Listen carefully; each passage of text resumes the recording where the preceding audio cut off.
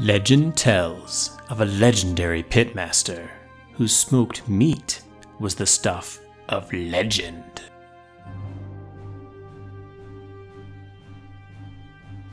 They say it's the warrior and not the weapon. And the same is true for your barbecue pits. Today, I'm smoking some ribs.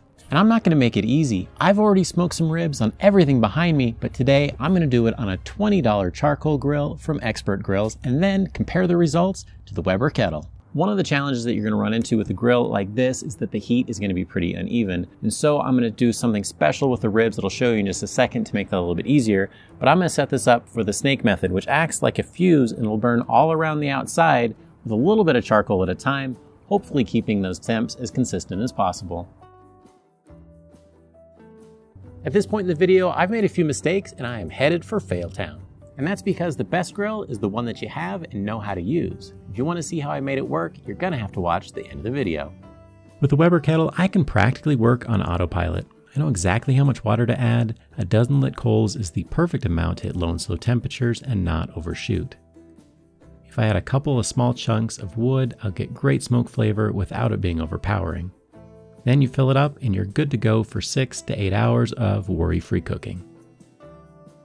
With the Expert Grill, everything is new. I guessed on how many briquettes to light, and we know that I overshot on the steak cook, had to guess on the initial vent settings, and I also used chips instead of chunks to avoid temperature spikes. I knew that water helps keep the meat from drying out, so I used an old cast iron pan, but it was enough that it made it rain on the charcoal and kept the temperatures down. Rib preparation is pretty simple. I always like to remove the membrane, and the extra few seconds are worth not having a chewy bite. These ribs were labeled St. Louis cut, but they were not trimmed correctly, so I removed some of the extra meat. Keeping the rack of ribs whole isn't going to give me a lot of options when I go to grill it if I find that it cooks unevenly.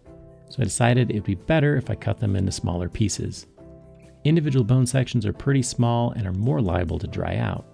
Instead of cutting in between each bone, I cut right next to them and removed every other one. This is going to give me plenty of meat on both sides of the ribs for the best bite. And don't worry, I didn't waste any of the trimmings, and I'll show you what I did with them later on in the video. I'm using Killer Hog's barbecue rub, which has just a touch of sweetness and goes really well on ribs. Once the ribs were rubbed, I put them on the grills after the smoke died down.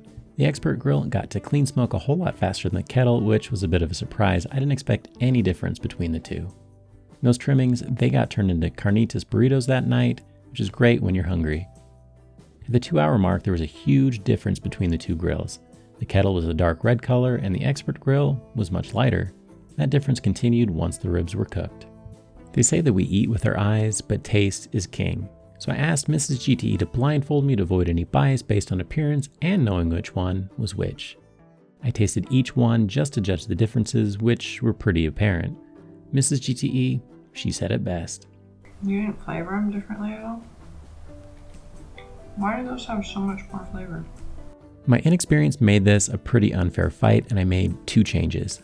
I used chunks instead of chips for more flavor, and I started the snake in front of the vents to make sure that incoming air was heated, which helped me get higher temperatures than I had gotten in the first attempt. The open area is big enough for 2 half racks, so I went with that for better moisture retention. And at the 2-hour mark, these ribs looked a lot better.